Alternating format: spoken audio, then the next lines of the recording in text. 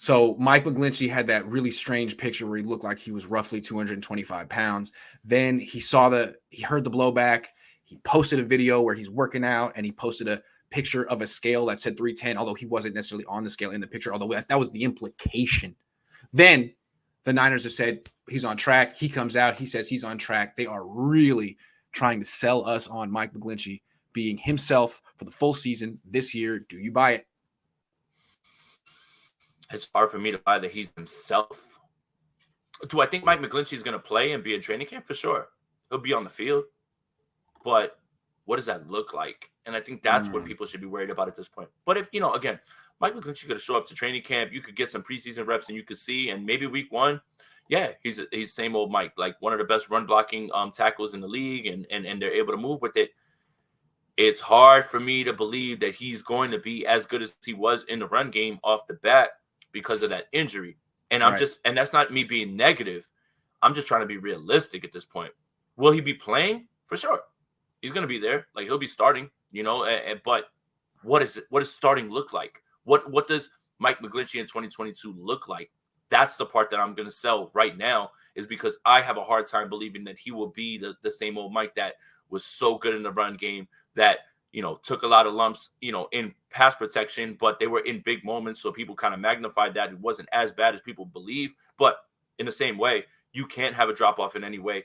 The 49ers, they ran the ball the best average at the ends, both sides, left and right. That's right. And that was even when Mike McGlinchey was out. That was Tom Compton, who was the number one run blocking tackle. You need to have that level of work because the 49ers want to run the ball, and they definitely are going to want to run the ball with Trey Lance. So is it about him being there? He'll be there. Is it about him being the same old Mike? That's the part that I'm going to sell, because I have a tough time believing that. Yeah, I'm a little confused what the plan is at right tackle. Like, okay, so they're going to go with McGlinchey, but then the left guard easily could be Colt McKivitz. I mean, he started games for them at guard, and they seem to trust him. So if McKivitz is the starting left guard, and Brunskill's is at right guard, and they have the rookie center, who's the backup right tackle? School? Moore? I don't know. Are they going to draft? They probably got to draft a guard tackle at some point in this draft. Another one, just to And when they take offensive linemen, it's not just guys who are suited for one role. Like Cole Strange played guard and he took reps at center. And those are the type of guys that they're going to be looking for that same flexibility purpose, in the way of, hey, push comes to shove, we can kick you over to another spot. Sometimes that works. Sometimes it doesn't. I feel like Daniel Brunskill got put in a bad spot because he played so many positions, and it's so hard. Like, everyone assumes just because a guy played left tackle, you can just flip him over to right tackle or vice versa. Guys, didn't work. This is not Pee Wee football, guys. This is not high school football. That is not how things work. You need guys who are going to be. Aaron Banks, for a little while, played right guard. He's a left guard. Yeah. Struggled. Yeah. Jalen Moore, same thing. Don't tell me that you guys know that those guys are going to ball. You can be optimistic that they will, but don't tell me you know. You don't know, because it may not work out that way, unfortunately. That's just how the league goes. Yeah, it's the story of Jimmy Ward's career. They drafted him, moved his position 8 times, finally figured out by the time he was 30, like, oh, he's a safety. Like, yeah, you just need to watch his college tape. Jerry says Debo isn't getting traded, take it to the bank. This will be solved this summer. Debo is just mad because he didn't get an offer, but money heals all wounds. I tend to agree with that. I hear you, Jerry, and I'm in the same boat right now at this point. I mean, eventually, cooler heads will prevail. I think it's just that, like, a lot of this was going on during a dead period where, him removing a picture was by far the biggest news. It wasn't even close. You know what I'm saying? Maybe that's kind of what happened. Easy Tino says Debo in the New York City market is going to be a moneymaker for everyone. Kyle silences everything because I believe that dinner went very bad. I also believe that dinner went very bad. That dinner went terribly. Yeah. Terribly. Yeah. Luis says just hopped in, but random question. Who could be a surprise trade candidate from the 49ers?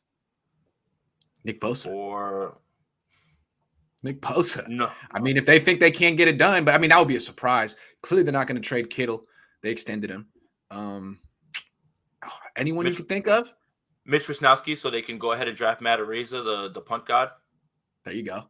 Hunter says greetings from Germany. Go Niners. Wow. Thanks. Wonderbar. Wow. Wonderbar. That Niner guy says they should sign J.C. Treader, but let's play the rookies and trade Debo. I hate this. Yeah, they just don't seem like the kind of team that's like about to sign a 31-year-old starter, although they absolutely should be that kind of team because they were just in the NFC Championship game. They want to dial back spending this year. Do you hear John Lynch say that? Why? The cap's going up. You make hella money. Like we're supposed to sympathize with that? What the hell was that? But what are you talking about, Grant? They're ready to foot the bill for Jimmy Garoppolo. And I'll tell you how I foot the bill is you take it and you kick his ass out of here. That's how you foot the damn bill. What the hell are you talking about? That's right. I like that. The Remilia Sports Report says, Grant, Jason, you guys seen the Rams draft day movie trailer on the clock? No. Dennis Quaid is Rams owner. I did. How was it? It's amazing because that's what LA affords you is Hollywood type things like that. And yeah, I'm not mad. The Rams won the Super Bowl and everything. We talked to Andrew Whitworth yesterday at the Play Football thing.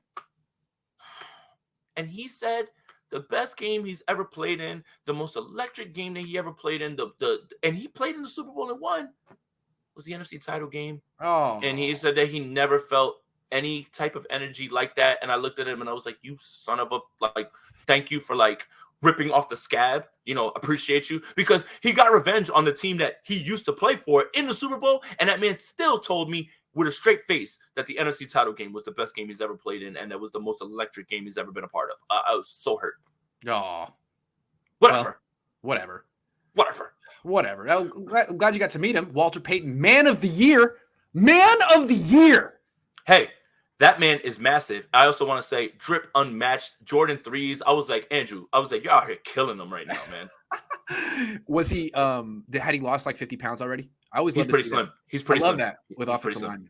Yeah. Living your best life. King Alex says if Jimmy was off the books, they could have made multiple short-term deals with vets that could have put them over the top. Their pride is their downfall. Yeah, that's a good way to pretty much end the show. Jen, I'm sorry, Alex. I'm sorry, Alex. You just don't get rid of guys like that. You don't get rid of guys like that, and you need to foot the bill. Foot it. Jared says McGlinchey is the 56th ranked tackle in the league. He's below average. Get rid of him. Too late. 5th-year option. One more year. Got to. Took him in number 9. Could have had Derwin James. Could have had freaking Colton Miller. Who's Deese? Thanks for watching, everyone. The Niners most likely don't pick to. Oh, Sean says Jason, stop skipping shoulder day. My 9-year-old has bigger delts. All love. That was just mean. Hey, look. My slimness, because I'm so tall, it reeks of sexiness, and the women can't take it. So much sexiness. Do you understand? I'm in Vegas beating women off with a stick out here, bro. So I don't really care about the gym. All those dudes get brolic to go work at T-Mobile and get no women. So I don't care, bro. I don't care. Rob Martin says 88. What's up, Rob? Yo, Grant, been here in shadows watching Bill Walsh too. If Debo don't want to be here, I don't want him. Let's re-up with his worth. What's his worth? My thing is that the Niners eventually are going to want to not alienate big-time stars from their team. They don't want to be seen as like the Detroit Pistons or the Sacramento Kings of the NFL because they could be that. They're like the what? The Oakland A's. Yeah, I mean, every day that goes by, they're looking more and more like a Moneyball team, and it's not good considering they're like the 5th or 6th most lucrative franchise in the league. Like, there's no excuse for this. Parade, baby. But my question is, though, how do the Yorks make money outside of their ownership of this team? Do you know? Do they have a thing? Jersey sales or like it's just this, right? Yeah. Mm-hmm. Like you got the Rams guy. Don't they have like partial stake in Walmart?